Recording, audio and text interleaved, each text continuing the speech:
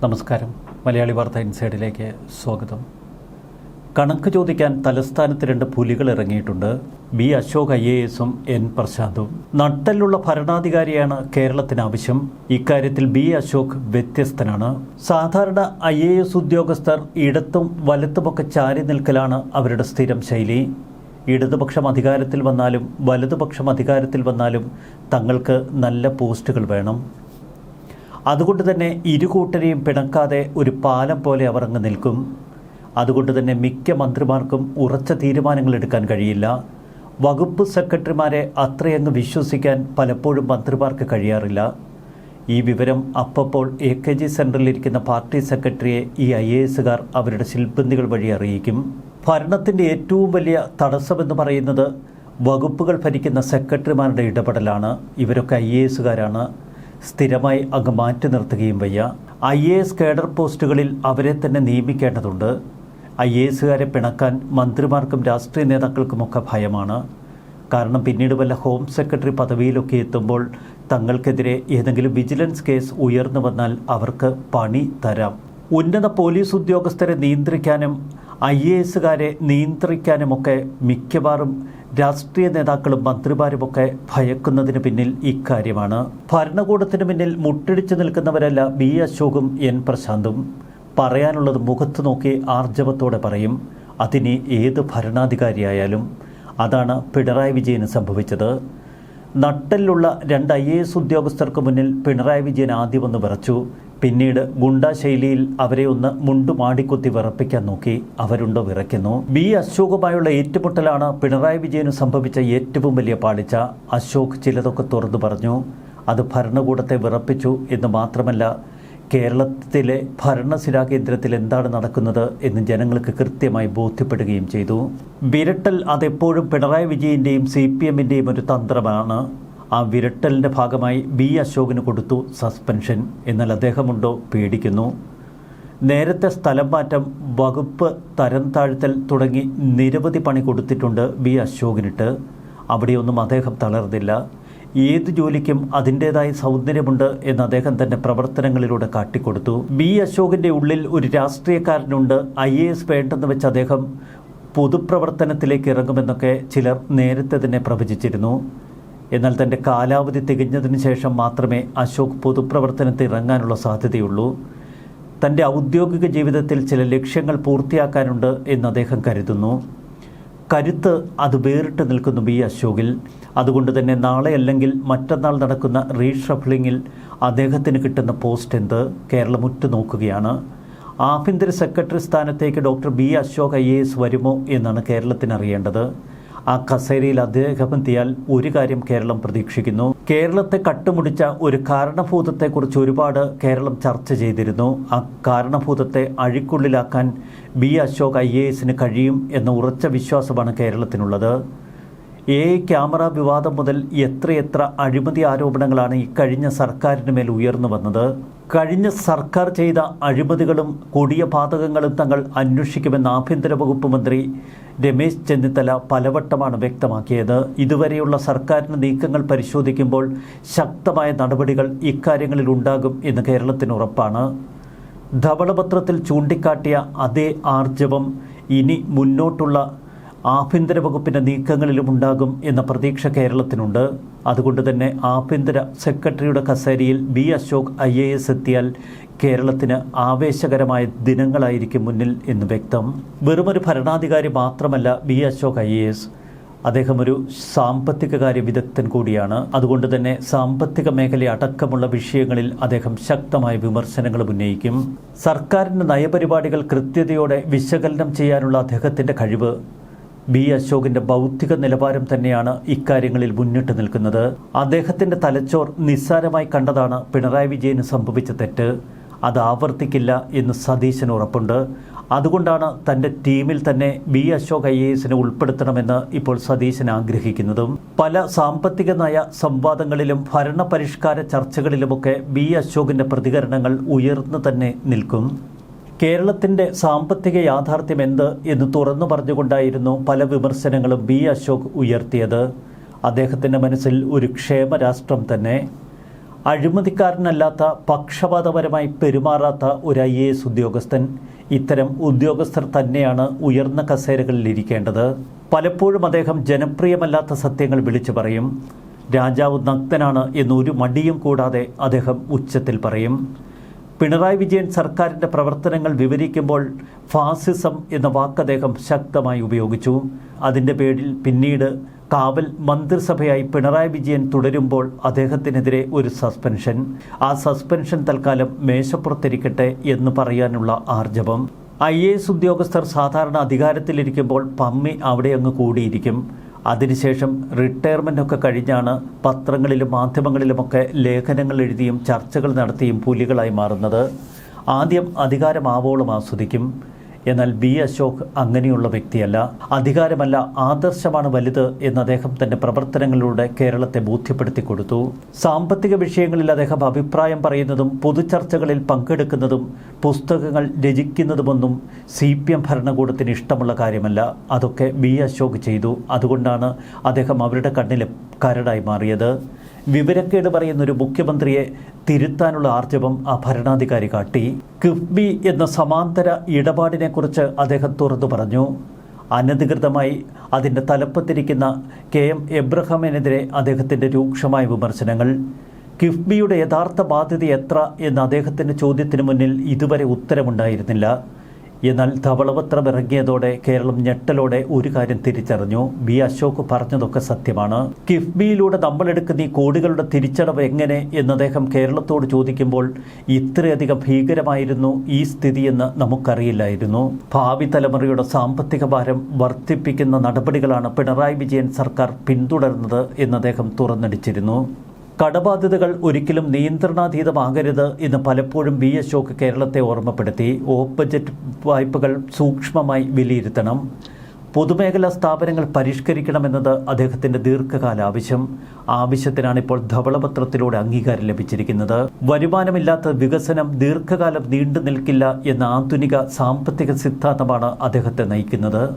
KSRTC MD ആയിരുന്ന കാലഘട്ടത്തിൽ KSRTC നവീകരിക്കാൻ അദ്ദേഹം ചെയ്ത ഓരോ പദ്ധതിയും ഇന്നും നമ്മെ ആവേശം കൊള്ളിക്കും. പിന്നീട് LCT ബോർഡിൽ ഇരുന്നപ്പോഴും അദ്ദേഹത്തിൻ്റെ പ്രവർത്തനങ്ങൾ വളരെ ശക്തവും സുതാര്യവുമായിരുന്നു. തൊഴിലാളികളെ നിയന്ത്രിക്കാൻ, ജീവനക്കാരെ കൃത്യതയോടെ പണിയെടുപ്പിക്കാൻ ഇതുപോലൊരു MD ആവശ്യമുണ്ട് എന്ന് KSRTCയിലെ പ്രവർത്തനങ്ങളിൽ നിന്നും LCT ബോർഡിലെ പ്രവർത്തനങ്ങളിൽ നിന്നും നമുക്ക് ബോധ്യമായി. ഏറെ വ്യത്യസ്തതകളുണ്ട് B. അശോക് IASന്. അദ്ദേഹം ഒന്നിനെയും ഭയപ്പെടുന്നില്ല. മനസ്സിലുള്ളത് തുറന്നടിക്കും.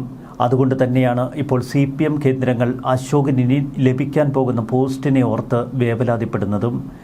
അശോകിന് ഹോം സെക്രട്ടറി പോലെ ഉയർന്ന പദവികൾ ലഭിക്കാതിരിക്കാൻ സെക്രട്ടേറിയറ്റിൽ ചില ചരടുവലികൾ തുടങ്ങി. ചീഫ് സെക്രട്ടറിയുടെ നേതൃത്വത്തിലാണ് ചില ചരടുവലികൾ ഇപ്പോൾ നടക്കുന്നത്.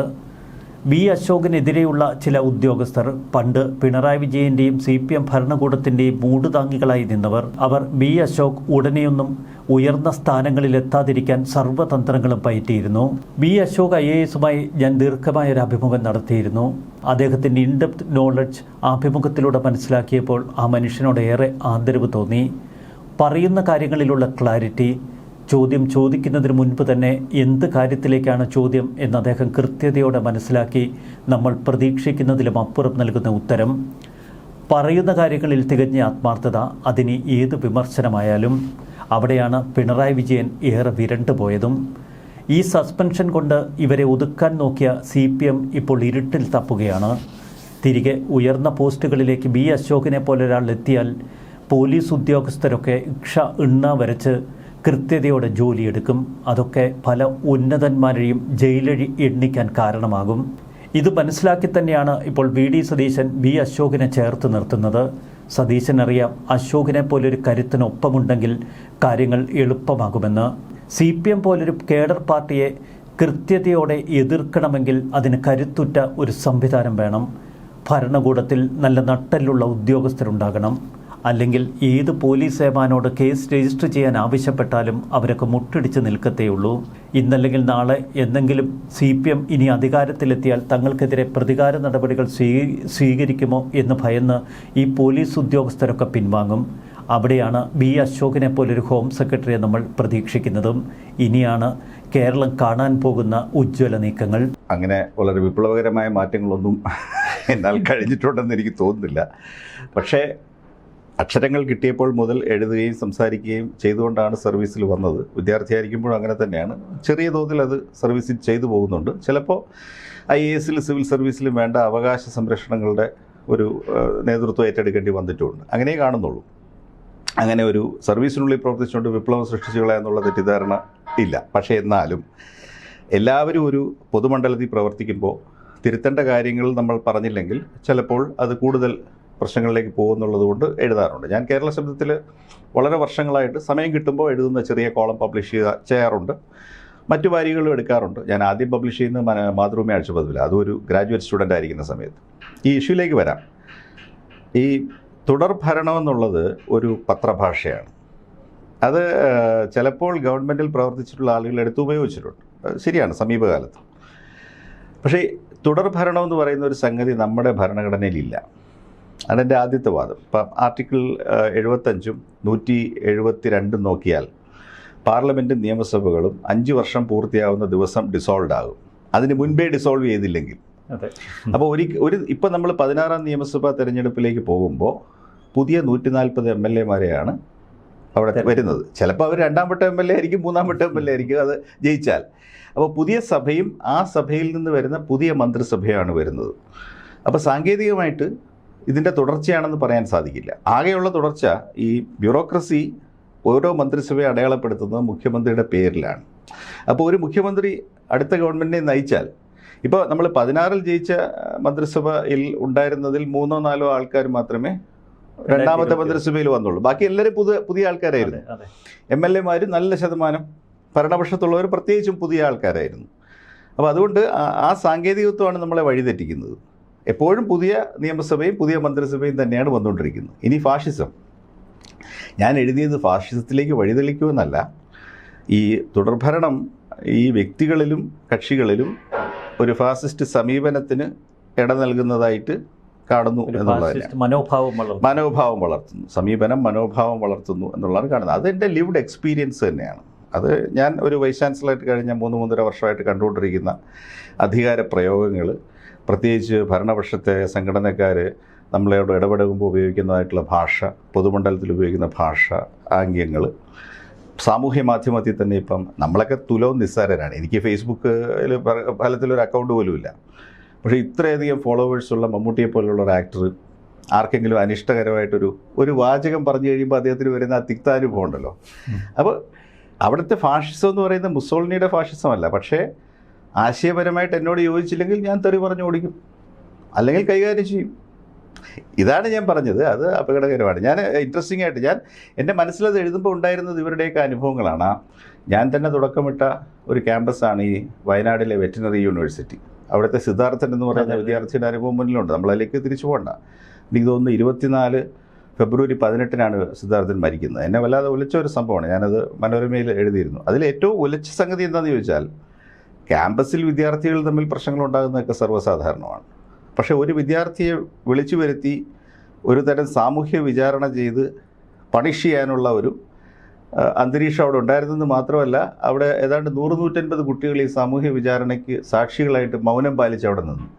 അതിൽ ഒരാൾ പോലും ഈ ചെയ്തുകൊണ്ടിരിക്കുന്നത് തെറ്റാണെന്ന് ഇതിപ്പം നിർത്തണമെന്നും ആവശ്യപ്പെട്ടില്ല. അതാണ് ഞാൻ പറഞ്ഞത്. അത് ആ ഫാഷിസ്റ്റ് മനോഭാവമാണ്. ആ കുട്ടിയോട് ചെയ്ത എന്തൊക്കെയും നമ്മൾ പോകേണ്ട കാര്യമില്ല. ഉദ്യോഗസ്ഥ ലോകത്തുനിന്ന് ഒരു നല്ല എക്സാമ്പിൾ വന്നല്ലോ. ഒരു ജില്ലയിലെ ADM-ൻ്റെ അതെ, അദ്ദേഹം നേരിട്ട അധിക്ഷേപം എന്താണ്? അദ്ദേഹത്തെ അധിക്ഷേപിക്കാനുള്ള പ്രേരണ, മനോഭാവം എന്ന് പറയുന്നത് എന്താണ്? ഞാൻ അധികാരസ്ഥനാണെന്നുള്ളത് തന്നെയാണ്. അധികാരത്തിൽ ഇരിക്കുന്ന ആൾക്ക് ആരെയും പരസ്യമായിട്ട് അധിക്ഷേപിക്കാം, മറുവാക്ക് അയാൾക്ക് പറയാനുള്ള അവകാശമില്ല. അപ്പോൾ ആ അപമാനഭാരം ആ മനുഷ്യനെ വല്ലാത്തൊരവസ്ഥയിലേക്ക് എത്തിച്ച് അത് വേറൊരു സ്ഥിതിയിൽ നിൽക്കുകയാണ്.